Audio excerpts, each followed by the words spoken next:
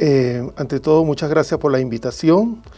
Mi nombre es Víctor López Guerra, soy doctor en psicología y actualmente el coordinador del Grupo de Investigación de Psicología Clínica y de la Salud del Departamento de Psicología de la Universidad Técnica Particular de Loja.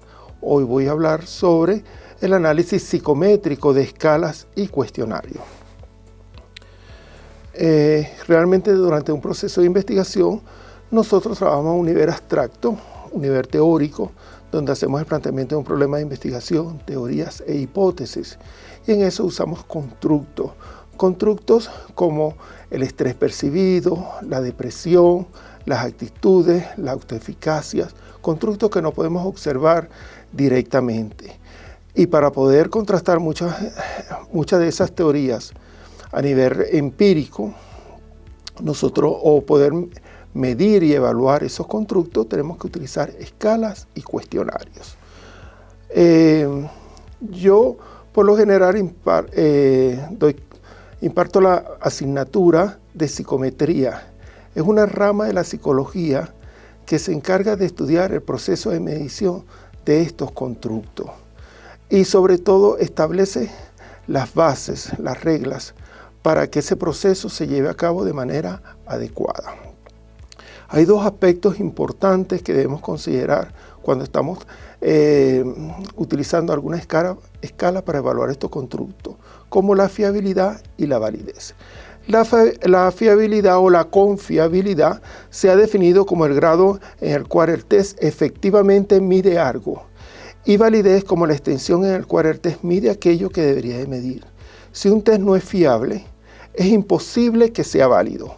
Asimismo, lógicamente, inadmisible la existencia de un test que sea válido y a la vez totalmente inconfiable. Por otra parte, un test puede ser fiable y no ser válido. Ahora, independientemente si a usted le interesa el área de la psicometría o no, si usted realmente quiere comenzar una investigación con unos pilares sólidos, usted debe verificar si las escalas que usted está utilizando para evaluar esos constructos cumplen estos dos requisitos, es decir, cuáles estudios de confiabilidad y validez tienen esos instrumentos. Aquí le doy algunos ejemplos de algunos estudios que se han llevado a cabo dentro del Departamento de Psicología y que se han publicado en revistas de alto impacto. Cómo hemos validado, hemos adaptado al contexto ecuatoriano la prueba que mide, que permite identificar los trastornos asociados con el consumo de alcohol. E igualmente la escala de estrés autopercibido, la escala que mide inflexibilidad psicológica y el capital psicológico, un constructo relativamente reciente dentro del área de la psicología. Ahora bien, ¿qué es confiabilidad? Bueno, la definición de confiabilidad, el término tiene por sinónimo fiabilidad, estabilidad, consistencia, reproductividad, predictibilidad y falta de distorsión. Y se encara básicamente en tres enfoques diferentes. Uno, la estabilidad de medida. El resultado de un test no difiere significativamente de una ocasión a otra. Si yo paso una prueba de inteligencia ahora a un grupo de estudiantes y después repito la prueba dentro de 3 meses, no debería haber una diferencia importante en el coeficiente intelectual de esos estudiantes. Supone que la inteligencia es un constructo bastante estable. Igualmente, si yo en este momento me peso,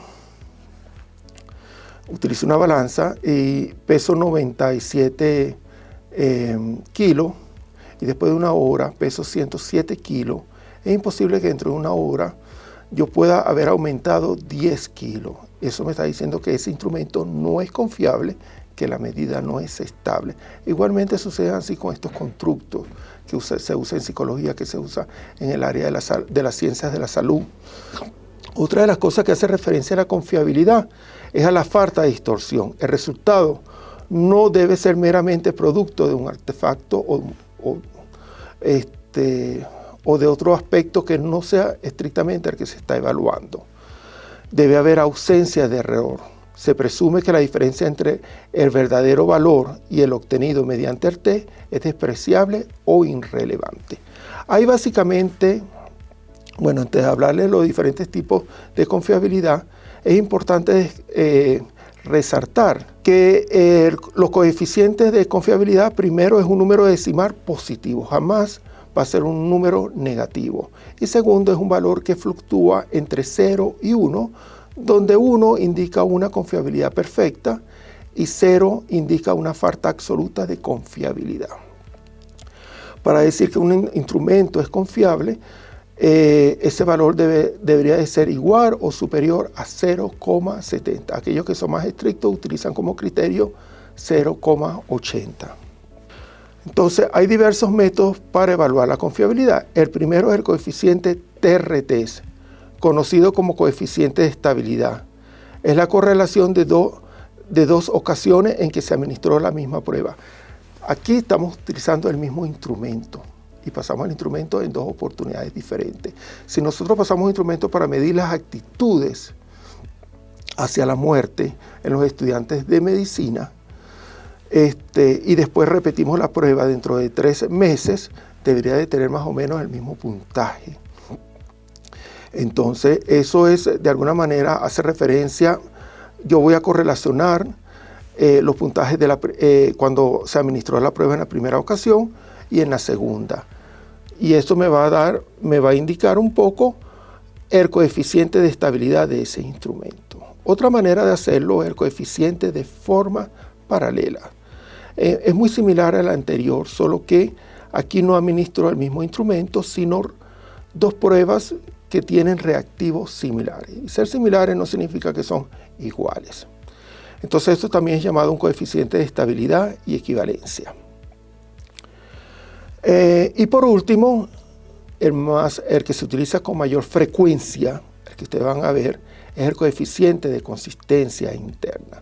¿Por qué se utiliza con mayor frecuencia? Porque por lo general se requiere una sola administración. A veces es difícil tratar de que nuestra muestra responda al instrumento en 2 situaciones distintas. En este caso solamente se requiere una sola administración del mismo y hay dos coeficientes. Está el coeficiente alfa, que me indica en qué medida cada ítem se va correlacionando con el otro y con el puntaje total de la prueba. Y también me permite evaluar si la respuesta de los sujetos fueron consistentes a lo largo de los diferentes reactivos que mide el cuestionario. Para considerar que una prueba realmente es confiable, el valor del coeficiente alfa debe ser igual o superior a 0,70. Otro que no lo coloqué en la presentación, pero que cada vez se utiliza con mayor frecuencia, es el coeficiente omega. Omega también es otra forma de evaluar la consistencia interna de la prueba. Y el otro aspecto que debe considerar o que debe tener su instrumento es la validez. Y validez hace referencia al grado en que una prueba mide lo que está diseñada para medir. Si yo estoy pasando una prueba de inteligencia, yo tengo que asegurarme que estoy evaluando, que esa prueba realmente me permite evaluar la inteligencia y no las habilidades verbales o numéricas en particular, sino el constructo de inteligencia, que es un constructo mucho más amplio, mucho más complejo. Entonces, eso es importante. Si yo tengo una prueba que me está evaluando la autoeficacia a la lactancia materna, efectivamente, que ese instrumento me permite evaluar las actitudes ante la lactancia materna y no otro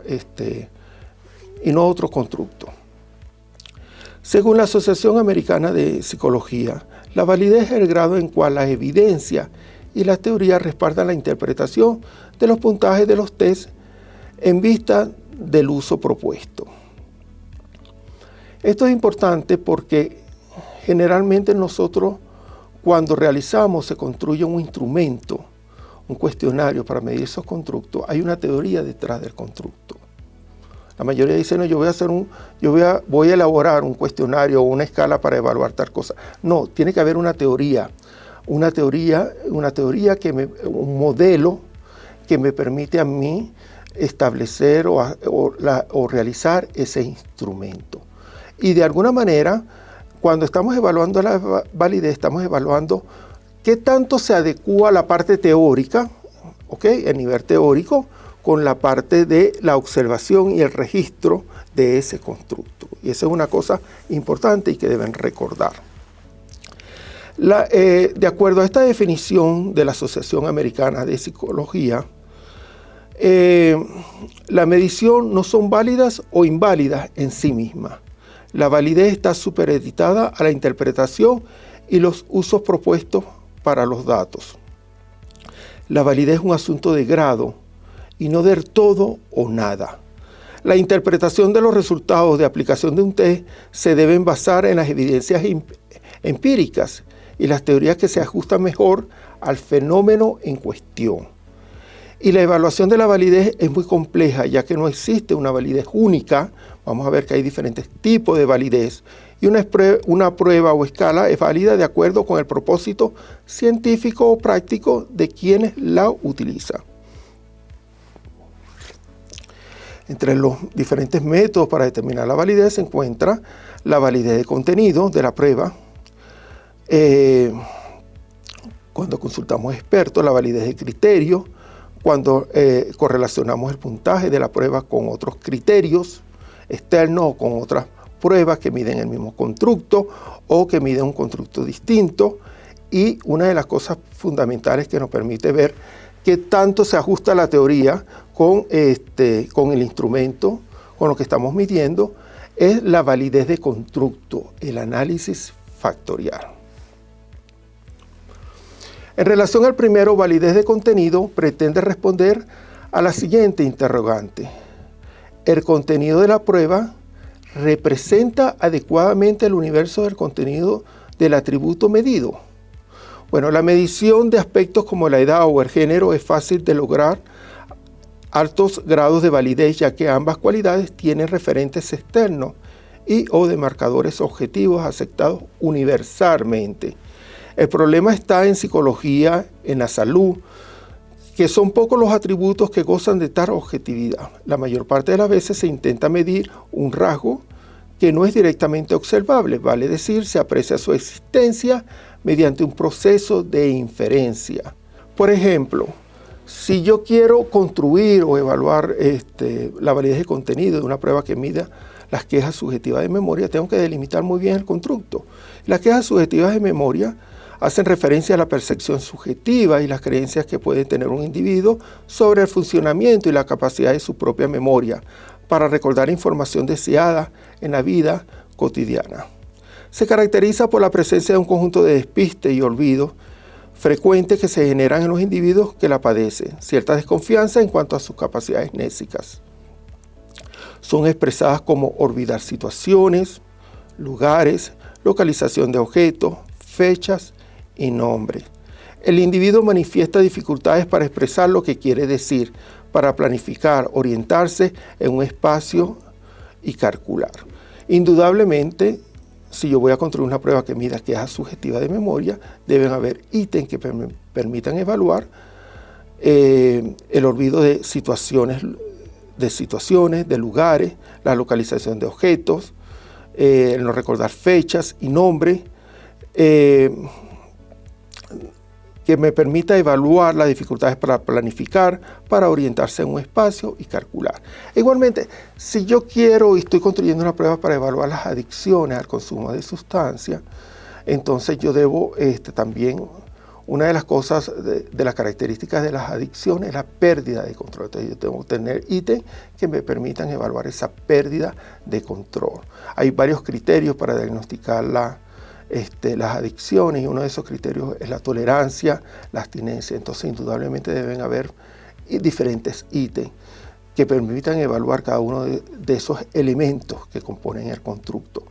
Entonces un experto debe evaluar o debe tomar en consideración si se engloba todos estos elementos que componen al constructo que yo pretendo evaluar. Otro es la validez con relación al criterio. Por ejemplo, las pruebas que ustedes se le administraron cuando comenzaron la carrera de medicina, ¿verdad? Para evaluar. Si yo quiero ver si realmente esas pruebas me permiten predecir quiénes van a ser los mejores candidatos o los mejores estudiantes para medicina, entonces yo podría evaluar posteriormente el desempeño, el promedio general de los estudiantes con los resultados de esa prueba. Y se debería esperar una alta correlación, si eso es así. Si las pruebas no me permite predecir bien quiénes son los mejores candidatos, entonces la correlación debe ser baja o probablemente hasta negativa. Entonces, bueno, hay diferentes tipos de criterios. Hay validez concurrente. Por ejemplo, yo puedo evaluar la prueba de lo que es el estrés percibido, un cuestionario de estrés percibido, y ver, se esperaría que eso se correlacione teóricamente con lo que es la depresión, con una prueba que permite evaluar depresión. Y se espera que de alguna manera se llama validez concurrente cuando yo paso el instrumento que yo pretendo validar con el criterio simultáneamente. Y se llama validez predictiva, como el caso del primer ejemplo que le di, las pruebas que ustedes realizaron antes de ingresar a la carrera de medicina. Si eso es un buen predictor de aquellos que me permite seleccionar aquellos mejores candidatos que se van a desempeñar correctamente en la carrera, bueno, el criterio no se aplica simultáneamente. Yo tengo que esperar 6 años. Paso las pruebas, tengo que esperar 6 años que usted se gradúe para obtener el promedio general durante la carrera y evaluar la correlación. Eso se llama validez predictiva. Hay otro tipo de validez de convergencia. Yo evalúo mi constructo con otros constructos similares o teóricamente que están relacionados. Por ejemplo, ya le mencioné, el estrés percibido puede estar relacionado con la inflexibilidad psicológica, puede estar relacionado con la depresión. Pero, y también hay otro tipo de validez que se llama validez divergente o discriminativa, donde yo correlaciono los puntajes que obtiene la persona en la escala que yo estoy evaluando con un constructo distinto. Si yo estoy validando una escala que mide el estrés percibido, se esperaría que tenga una correlación negativa que sea algo opuesto al constructo de resiliencia, a una prueba que me permita ver resiliencia, o el capital psicológico que evalúa de alguna forma el optimismo, la esperanza, la autoeficacia en la persona. Se supone que una persona que debe haber una correlación negativa entre el estrés percibido con las fortalezas con alguna fortaleza del ser humano, como es la resiliencia, como es la esperanza, como es el optimismo. Entonces, aquí le estoy dando como ejemplo las quejas subjetivas de memoria.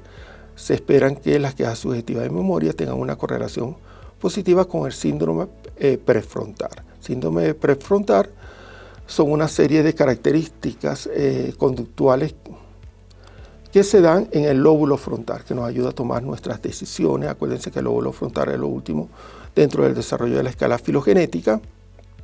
Se espera que eso esté correlacionado a esa sintomatología prefrontal. Y se espera que las quejas subjetivas también estén relacionadas con el estrés percibido. Es decir, mientras más estrés, se espera que eso también interfiera en la recuperación de información. Y por último está la validez de constructo. En la validez de constructo, uno de los elementos principales para hacer la validez, ante todo, validez de constructo hace referencia al grado en que el instrumento mide un constructo particular o concepto, como el estrés percibido o queja subjetiva. Hay diferentes formas de hacerlo, pero la principal, la que yo quiero que recuerden, es la validez, es la estructura interna de la prueba, que se hace por una técnica estadística que se llama análisis factorial. Este procedimiento es esencialmente un método para encontrar aquellas variables que tienen algo en común, yo veo cómo los ítems tienden a agruparse, cómo las respuestas de los sujetos tienden a agruparse. Por ejemplo, el capital psicológico es un constructo interesante dentro de la psicología, engloba 4 dimensiones: el optimismo, la esperanza, la resiliencia y la autoeficacia. Entonces se supone que la respuesta de los sujetos ante los ítems que evalúan el optimismo, la esperanza, la tendencia es que ellos se agrupen. Este análisis factorial permite contrastar si es cierta o no la red nomológica o tramas de conceptos ideadas a razón de las teorías que respaldan el atributo que se pretende medir. Entonces, recuerden, si usted desea comenzar una investigación con unos pilares sólidos, chequee sus instrumentos. Si está trabajando con alguno de estos constructos, que su instrumento realmente sea confiable y válido. Muchas gracias por su atención. Eso es todo.